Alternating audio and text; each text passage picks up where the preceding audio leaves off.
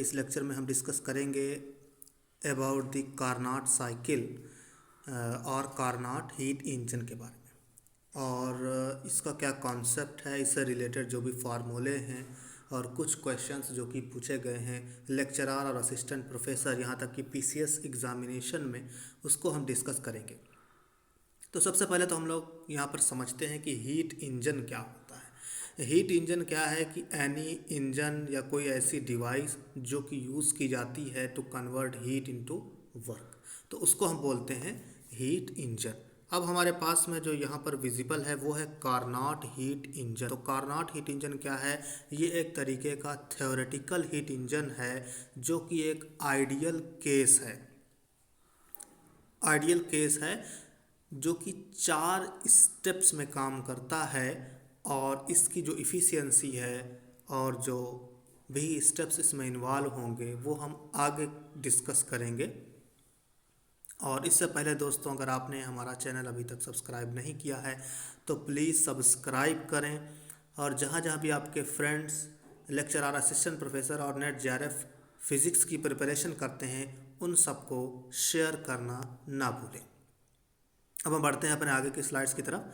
तो इसमें जो बेसिक कॉन्फ़िगरेशन है, बेसिक स्ट्रक्चर है ऑफ हीट इंजन का, कार्नाट हीट इंजन का बेसिकली, तो it is a reversible cyclic heat engine. ये टर्म्स याद रखिएगा, reversible cyclic heat engine. Cyclic क्यों है? क्योंकि यहाँ पर हम जिस पॉइंट से स्टार्ट करते हैं, इस पॉइंट से हमने स्टार्ट किया है और उसी पॉइंट पर हम क्या करेंगे, लौट के आएंगे।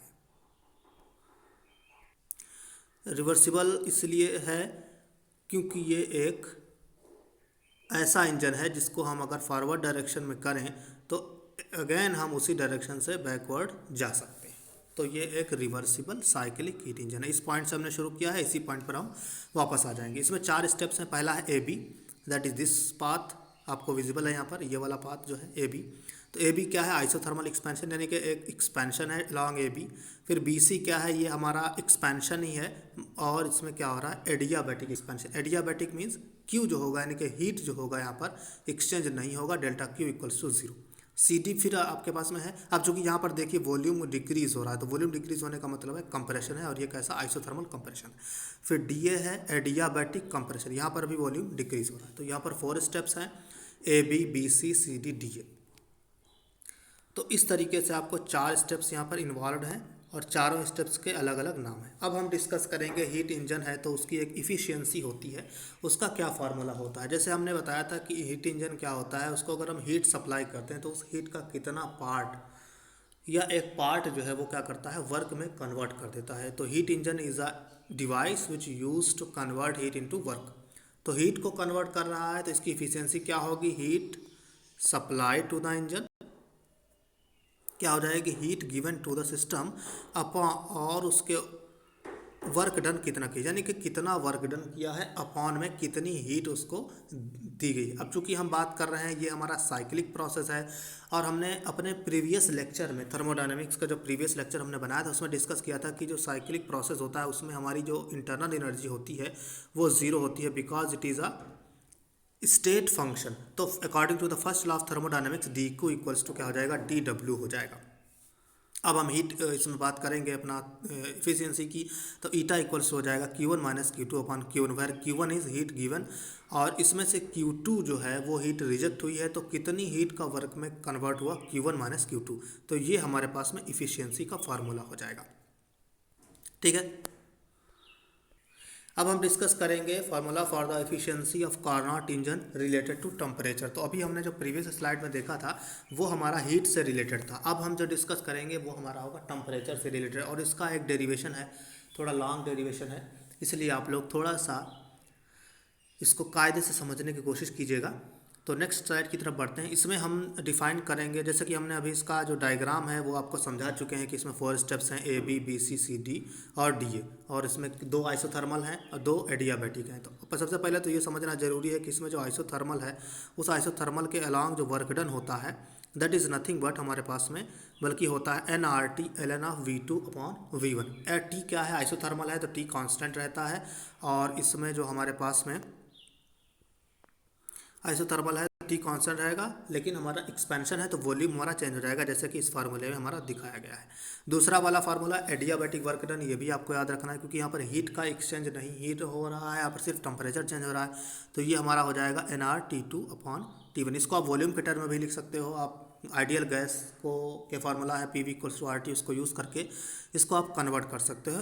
लेकिन हमने यहाँ पर चूँकि हमें टेम्परेचर के टर्म में हमारा एक्सप्रेशन चाहिए, तो हम इसमें टेम्परेचर को ही डिफाइन करेंगे। अब हमने आपको बताया था कि AB और CD जो है ये दो क्या है आपके पास में आइसोथर्मल प्रोसेस हैं, और आइसोथर्मल है तो उसके अलावा जो DU होता है, क्योंकि स्पेसिफिक हीट, क्योंकि हम बात करें अगर specific heat of ideal gas that is CV, तो वो हमारे सिर्फ टेम्परेचर पर डिपेंड करती है। और अगर टेम्परेचर पर ही डिपेंड करती है तो इसका मतलब है हमारे पास में जो CV होगी या जो DU होगा वो ज़ीरो हो जाएगा। DU का जो होता है CV/dt। तो इस हिसाब से हमारे पास में क्या हो जाएगा, ये DU जो होगा ज़ीरो हो जाएगा। दूसरा है एडियाबैटिक। एडियाबैटिक में हमने बताया DQ क्या होता है, ज़ीरो होता है। DQ ज़ीरो है, और उसके हिसाब से हमारे पास में W2 जो होगा nRT2-T1/1 गामा। और दूसरा वाला चूँकि हमारे पास में है along DA, तो DA में हमारे पास में जो टेम्परेचर है वो T2 से T1, तो फाइनल टेम्परेचर है T1 - T2/1 गामा। तो यहाँ से आप देख रहे हो ऑब्वियस है W2 इक्वल्स टू माइनस का W4 हो जाएगा। अब हम अगर टोटल वर्क डन की बात करें, तो टोटल वर्क डन की अगर हम बात करेंगे that will be nothing but हमारे पास में हो जाएगा W equals to W1 + W2 + W3 + W4। यहाँ पर W2 और W4 ये दोनों इक्वल और अपोजिट हैं, तो ये कैंसिल आउट हो जाएंगे, सिर्फ बचेगा W1 + W3। और W1 क्या है nRT1 ln V2/V1 plus nRT2 ln V4/V3।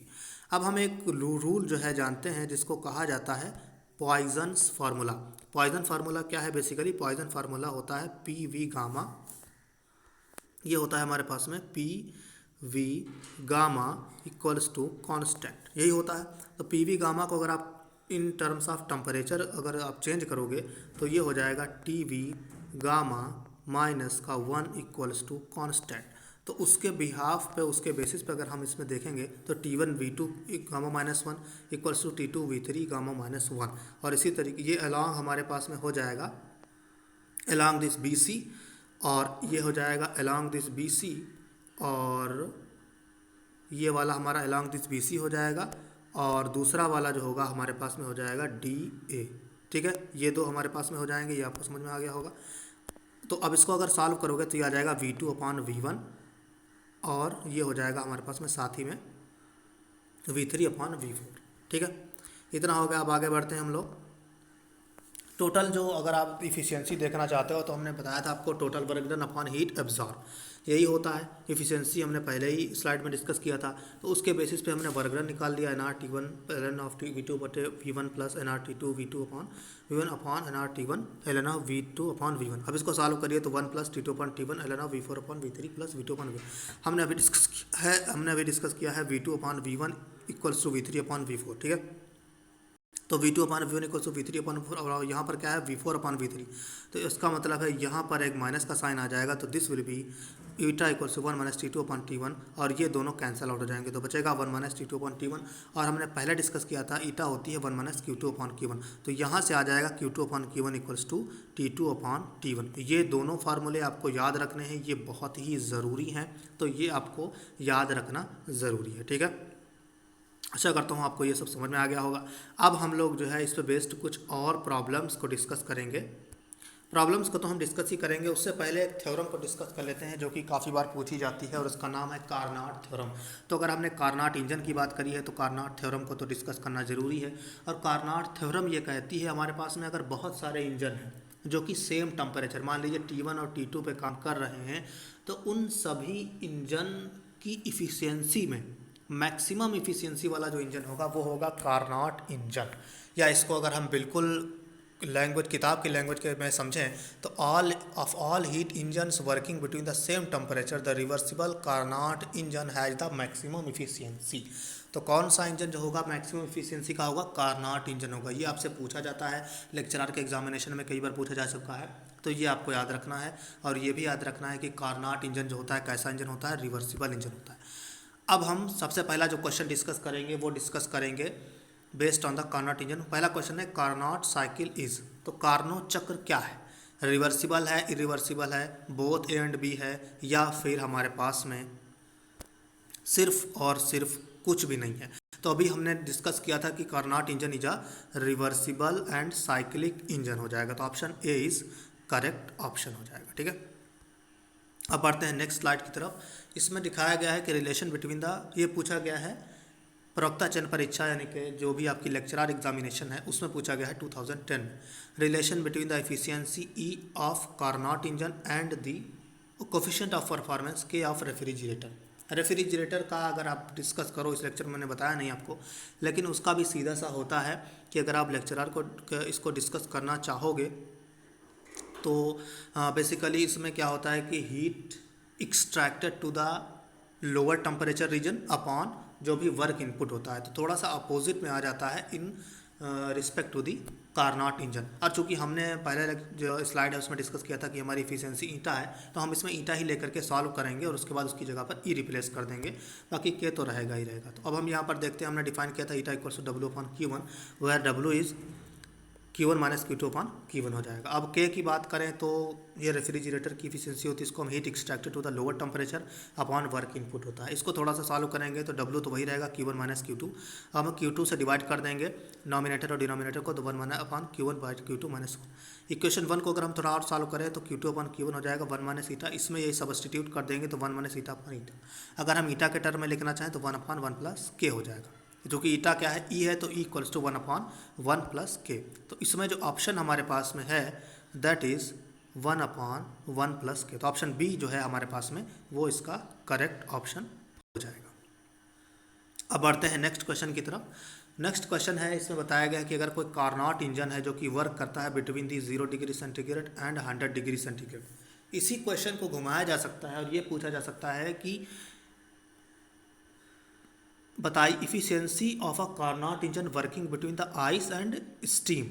Ice का टेम्परेचर या बेसिकली 0 डिग्री सेंटीग्रेड पर आइस जम जाता है और 100 डिग्री सेंटीग्रेड स्टीम भाप का टेम्परेचर होता है। तो बर्फ़ और भाप के बीच में काम करने वाले कार्नोट इंजन की इफिशियंसी अगर पूछेगा या फिर डायरेक्टली ये वाला क्वेश्चन है तो भी आप क्या करोगे, सेम तरीके से सॉल्व करोगे।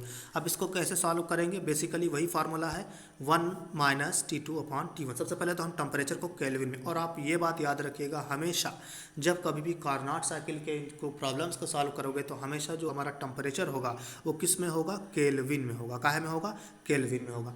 अब यहाँ पर आप देख लीजिए T1 हमारा क्या हो जाएगा, हाँ that will be just 100 degree centigrade, तो 373 केल्विन, और T2 है 273 केल्विन। इसको सॉल्व करोगे तो eta equal to 1 minus T2 upon T1 from the temperature efficiency relation formula 1 minus 273 upon, तो यह जाएगा 0.732। इसको अगर सॉल्व माइनस करोगे तो 0.268, इफिशिएंसी 100% में निकालनी है तो 26.8% हो जाएगा आपके पास में। ठीक है, तो इसका जो करेक्ट ऑप्शन होगा वो होगा बी, ऑप्शन इज बी हमारे पास में करेक्ट ऑप्शन। और ये दोस्तों कब आया हुआ है, प्रवक्ता चयन परीक्षा 2011 में आया हुआ है। अब आते हैं अपने नेक्स्ट क्वेश्चन की तरफ। इसमें कहा गया है कि Carnot engine converts heat into Carnot engine converts into work 1/6 part of the absorb heat, यानी कि आपने Q1 हीट जो दी थी उसका 1/6 क्या करता है, वो वर्क में कन्वर्ट कर देता है।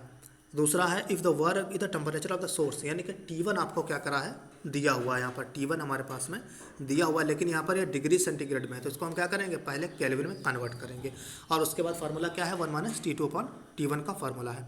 तो नेक्स्ट स्लाइड की तरफ बढ़ते हैं। इसमें हमने सॉल्व किया तो W बड़ा इक्वल्स टू दिया हुआ है हमारे पास में, ये दिया हुआ है सीधे सीधे, ईटा इक्वल्स टू क्या है हमारे पास में, W अपॉन Q, और चूंकि बताया गया है W क्या कर 1/6 ऑफ Q, तो 1/6 का मतलब है 1/6 Q अपॉन Q, तो ईटा एफिशिएंसी क्या हो जाएगी 1/6। और T1 दे रखा है 99 डिग्री सेंटीग्रेड, तो इसको हम 273 ऐड करेंगे तो ये 372 केल्विन हो जाएगा। और दूसरा अगर हम इसमें थोड़ा सा और डिस्कस करेंगे तो हमारे पास में अगर इफिशियंसी की हमने बात करी तो ये हो जाएगी 1 minus T2 upon T1। T2 हमें निकालना है, T1 दे दिया है 372। इसको सॉल्व करेंगे तो 5/6 इंटू 372 ये हो जाएगा 300 केल्विन, 310 केल्विन। अब 310 में से 273 सब्सट्रैक्ट करेंगे तो बचेगा 237 डिग्री सेंटीग्रेड, यही क्या हो जाएगा, आंसर हो जाएगा। तो हमारे पास में जो ऑप्शन होगा that will be the B option हो जाएगा। क्या ऑप्शन हो जाएगा, बी ऑप्शन हो जाएगा। ये आया हुआ है प्रवक्ता चयन परीक्षा 2010 में। तो आई होप ये वीडियो आपको पसंद आई होगी।